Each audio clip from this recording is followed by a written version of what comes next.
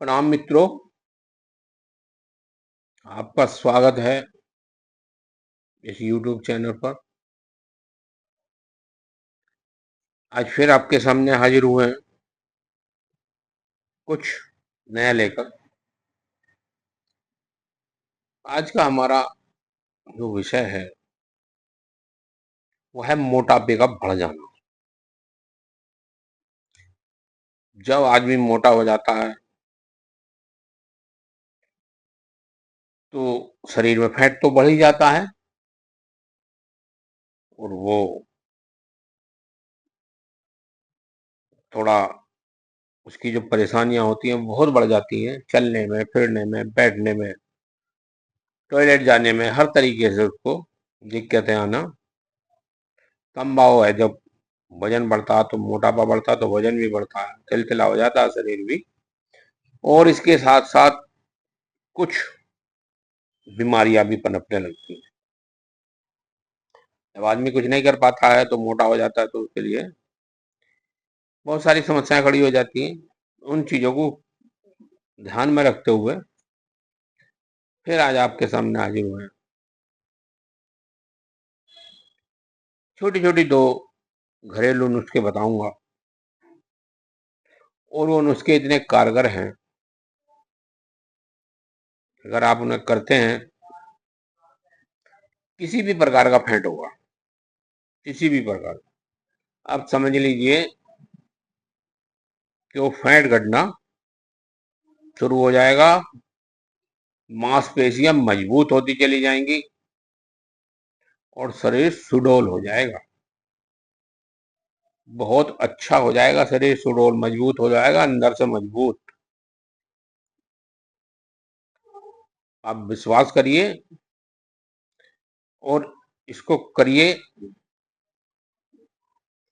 अगर बहुत ज्यादा है तो ये 90 दिन का कोर्स होता है।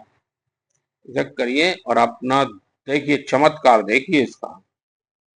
चमत्कार चमत्कार होगा, बिल्कुल हर हाल चमत्कार होगा। आपको करना क्या है,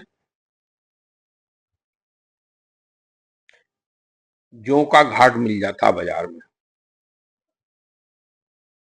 जौ का दलिया भी कह सकते हैं उसको, तो जौ का घाटा भी कहते हैं, कुछ लोग घाट कहते हैं।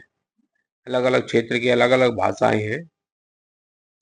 तो वो अगर उपलब्ध हो जाए बाजार में तो बड़ी अच्छी बात है, नहीं होता है तो आप जौ लीजिए, शाम को पानी में डालिए और उनको फुले लीजिए, सुबह निकाल लीजिए, पानी अलग कर दीजिए और उस जौ जो रहता है उसको थोड़ा सा कूटिए हल्का हल्का, उसका छिलका उतर जाएगा, उसके अंदर से दाना निकल जाएगा। जो जौ का दाना होता है उसको घाट बोलते हैं, कि वो जौ का घाट होता है।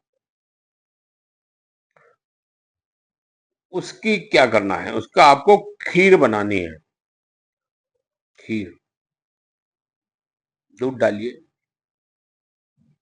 और उसके अंदर शहद डालिए, शहद ना मिले तो धागे वाली मिश्री डालिए, स्वाद अनुसार हल्का ही रखिएगा मीठा। अगर शुगर भी साथ में है तो बहुत नाम मात्र का शहद डालिए और उस खीर को बनाकर उसे तैयार कर लीजिए। वो खीर खाइए, खाना छोड़ दीजिए, इसे खाइए, बस ये खाइए। जो जो बता रहा हूँ यही चीज लेनी है। खाना भोजन थोड़ा कम करना, भोजन नहीं करना है। जो जरूरी आवश्यकता अनुसार है उसे आप ले सकते हैं, अदरवाइज ये खीर लीजिए। और इसका चमत्कार देखिए कि आप किस तरीके से, जब इस खीर को खाकर आप शाम को सोएं तो रात को पानी ना पिए,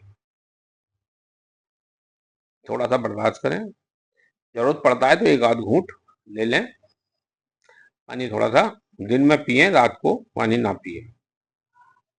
रात का पानी पिया हुआ हमेशा नुकसान देता है, पानी दिन का फायदे में होता है, दिन में पीना चाहिए पानी, रात में नहीं पीना चाहिए। दूसरा क्या करना है, एक इसके साथ साथ एक और दवाई चलाना है आपको। मांड होता है, मांड, मांड कहते हैं, चावल जो उबालते हैं उसका जो निकलता है उसको मांड कहा जाता है। चावल उबालिए, सादे चावल, गैला चावल, जिसकी खीर बनती है वो चावल, उसको उबालिए। उसको उबालकर चावल हटा दीजिए और उसका मांड निकाल लीजिए, जो उसका पानी है वो सारा निकाल लीजिए। उस मांड में सेंधा नमक मिलाकर स्वाद अनुसार दिन में वो आपको सेवन करना है। जितनी बार भी जरूरत पड़े गिलास भरो और पी जाओ, गिलास भरो और पी जाओ। ये 2 प्रक्रिया आपको अपनानी है। ये आपकी हर चीज की पूर्ति करेगा। शरीर के अंदर जो आपको भूख भी लगी है उसको भी पूर्ति करेगा ये मान। ये ऐसी चीज है, आपको कमजोरी नहीं आने देगा। जो का जो घाट है आपका पेट फुल रखेगा। ये आपकी अन्य पूर्तियों को, शरीर की अन्य वस्तुओं को जो जो जरूरत है उनकी उनको पूरा करेगा, अवश्य करेगा। और आप देखेंगे कि आप कितनी जल्दी अपना आपका जो एक्स्ट्रा फैट है वो सब खत्म होने लगा है और आप अपने जो शरीर है तंदुरुस्ती की तरफ चलने लगे हैं। वो जो फैट होता है वो आपकी हड्डी में जाएगा, मांसपेशियां मजबूत होती चली जाएंगी, बहुत मजबूत हो जाएंगी, स्ट्रांग हो जाएगा शरीर आपका। और बहुत अच्छी बड़ी कारगर है ये, बहुत कारगर घरेलू नुस्खा है, बहुत कारगर है। आप करके देखिए एक बार, आप कहेंगे कि वास्तव में चमत्कार हो गया है। ये छोटे छोटे नुस्खे हैं और ये कभी नुकसान नहीं देते, कभी नुकसान नहीं है इनका। आयुर्वेद में कोई नुकसान नहीं होता। चावल खाने का नुकसान है, चावल का मांड पीने का कोई नुकसान नहीं है, कभी नुकसान नहीं देगा मांड आप।